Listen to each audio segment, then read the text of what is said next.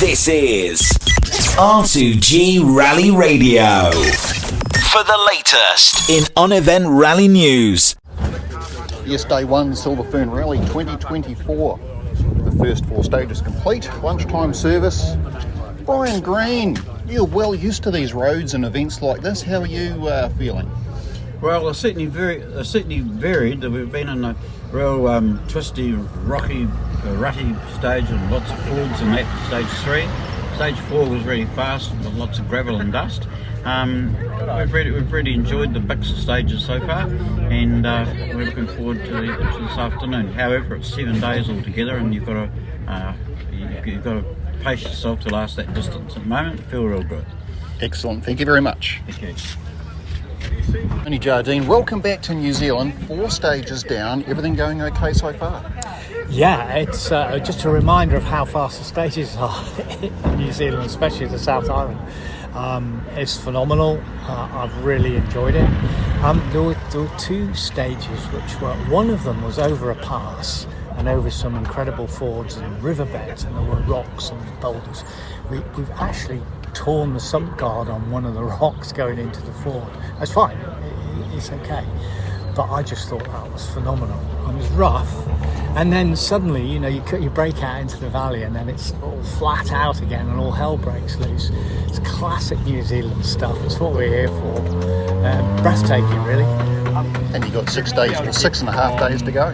Yeah, but that's the thing, isn't it? It's a real endurance rally. I'm thinking, God, the car's taking so much punishment just over the last 2 in particular. You think, oh, flipping heck, is it going to make it? But yeah, then each night, obviously, they're going to do as much work on it as possible. And the big thing is to keep it running, isn't it? And try and visit every stage if you can, and you'll get a result. Excellent. We'll look forward to it. Thank you, Tony. Say with a face for radio, Scott O'Donnell. We can paint a picture here with words. Well and truly laid back in your chair. These sorts of roads, these sorts of conditions, it's an endurance event. 4 stages in, 6.5 days to go. Is it going to plan? Not quite. The car's pretty much refreshed, but they've welded a couple of bolts into the exhaust, and the rocks have taken the bolts out, which has obviously ripped a hole in the brand new stainless steel pipe. So you can see AD's fixing that up. That wasn't his engineering. But that's just life. That 3rd stage was just too severe, I think, for what we're trying to achieve in this sort of event. I know it takes all sorts, but I wouldn't take your Prado in there. Yeah, anyway, we're having fun. Look, it's a good environment, everyone's enjoying themselves. Beautiful group of cars. I mean, I haven't seen cars good for a long time, rallying in New Zealand. Lancia Stratoses and about 460 BDA Escorts. There's 4 Mazdas. Lots of very fast traders. It's great for this classic 2-wheel drive class. I see we even got a 2-wheel drive classic Subaru. I assume it's got no front diff, but I don't know that. Well, that's certainly something worth checking, Scott. Thank you very much. We're looking forward to chatting again at the end of the day. All right, mate. Martin, fueling up for the next stage. 4 stages down. Is it going to plan? Yes, mate. Yeah, it's our first time on notes in an escort, so we're just easing into it. First Silver Fern, so we were told just to ease our way in, and that's what we're doing. As far as the actual roads that you've been across, you call it 3 competitive stages so far. Is it indicative of what you think the rest of the event is? I hope so. 1 stage in the middle there, the 3rd stage, it was a bit of a goat track, but the last one was amazing. So if we get more of those, it'll be a fun week. Great. Well, we'll see how you're going at the end of the day. Thank you. Welcome to New Zealand. What brings you in your car here to do an event like this? My son, James, his car won, he won it 2 years ago. So the week before we had to ship his car, we decided I'd do it as well. So we built that car in 5 days. And I've never driven on gravel before. I've never driven a 2-wheel drive car since I was 18 years old. I'm a tarmac guy in an R5 car. So it's been a very eye-opening to start with. And yeah, it's a fantastic place. People are great. Love the scenery. It's like an UK with the weather, really. It really is. Yeah, it's good. Everything's good. So half a day under your belt. Do you think 6.5 days, how's the body going to shape up? I'll be alright with it. I'll be alright with that. It's just learning to drive it. I'm pretty slow at the moment, to say the least, but it's a different type of driving, so we'll get there. Well, we look forward to seeing you at the next one. Thank you very much. Good luck. Speaking of it taking all sorts, Carl Celeste, car 41. Now, give us a little bit of a rundown on the history of this car, Carl, and what you're here to achieve. This car was built by Palmside in 2006, I think it was, for Sarah Randall, who became famously Sarah Mason in Swap Seats. So it's had people like Matt Bailey, Hal Ravage, the famous Andrew Sim, and drive it, and it's been in the Magnum team.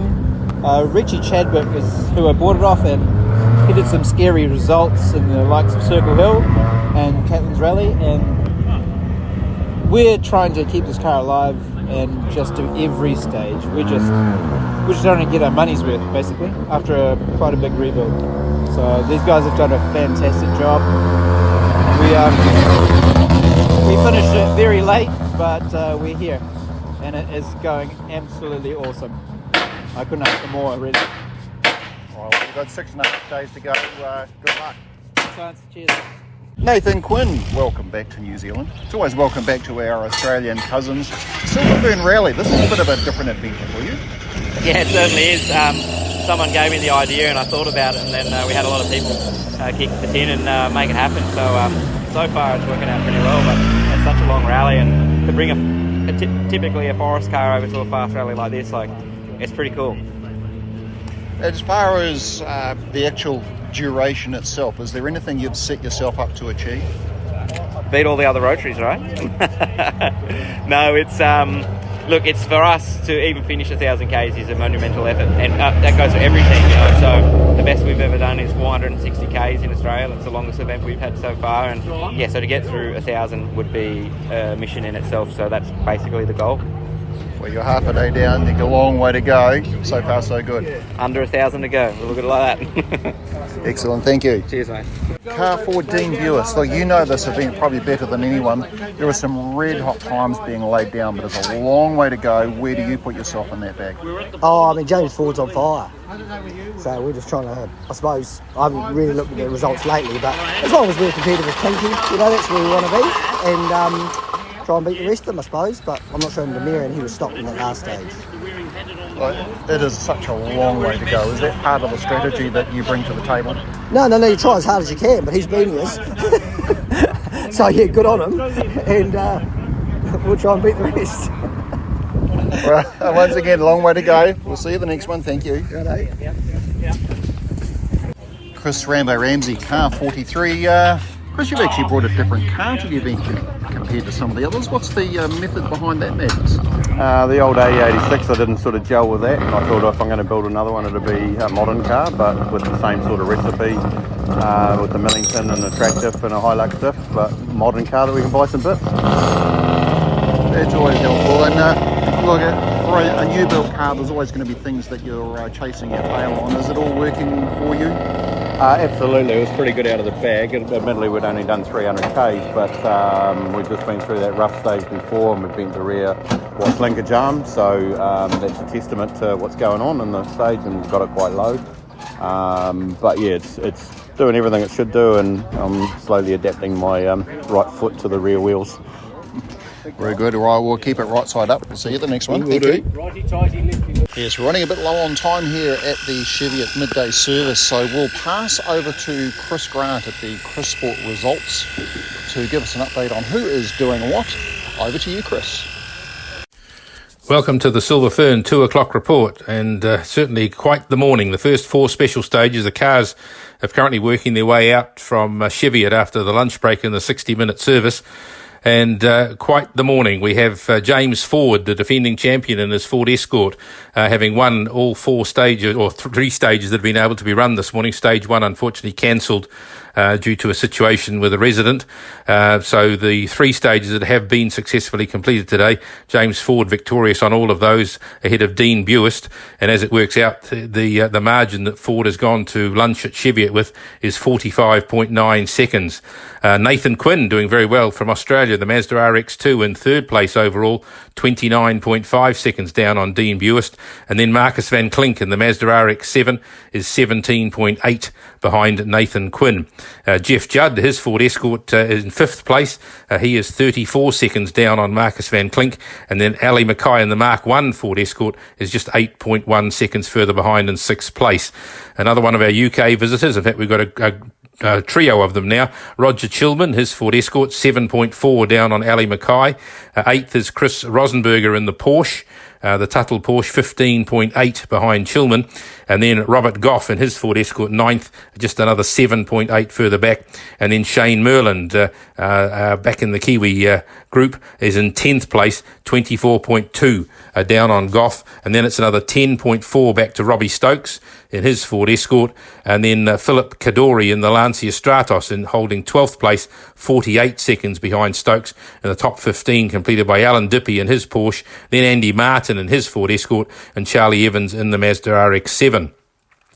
As far as the big news of the morning so far, as far as retirements go, or stopped cars are concerned, Marion Evans, car number 5 from the UK, has stopped in special stage number 4 with a mechanical problem. Also, we've lost car 18, I think it is, Bruce Farley, earlier on in the day in stage 2.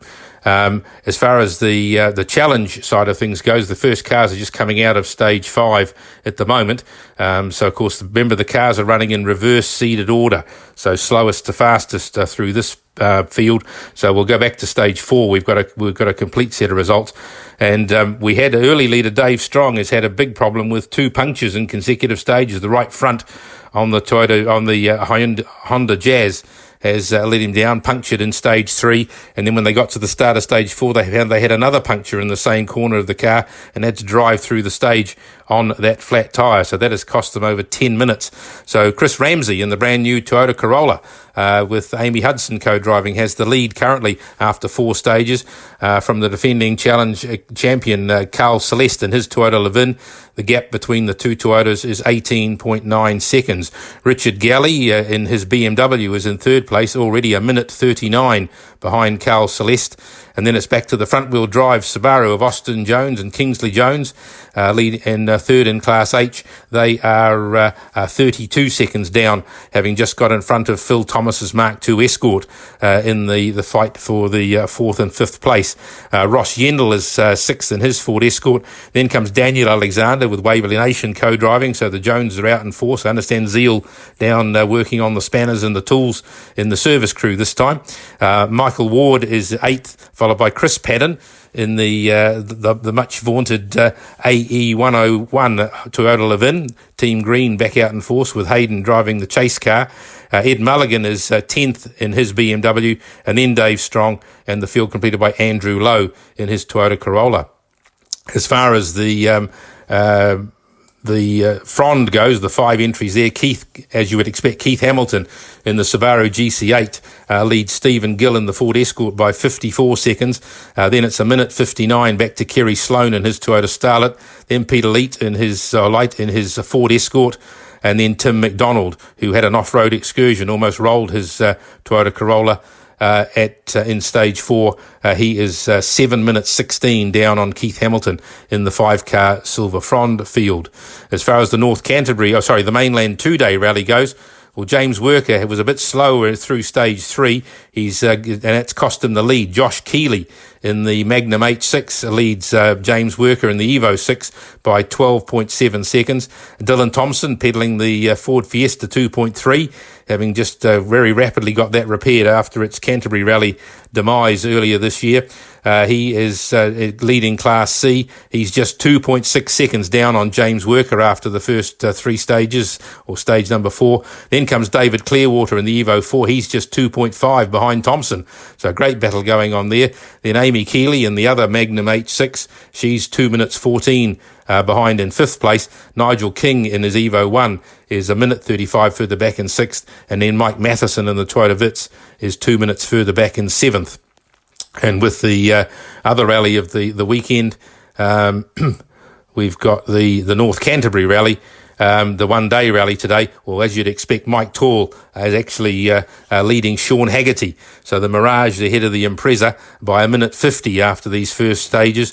But Jack Stokes is right there in the Fiesta R2, doing a great job, 1:29 further back. Then comes Shane McKenzie in the VR4, 32 seconds behind. Hayden Shakespeare is in fifth in his Evo 3, 1:11 further back. James McIver in the Mark II Escort just 4.8 behind Shakespeare. And then Dave Ollis in the WRX at 20.1 behind McIver.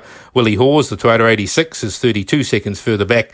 Then comes Harry Silcock in his Toyota Starlet at 20 seconds adrift, and just 1.6 seconds back to Braden Sim in the BMW 318.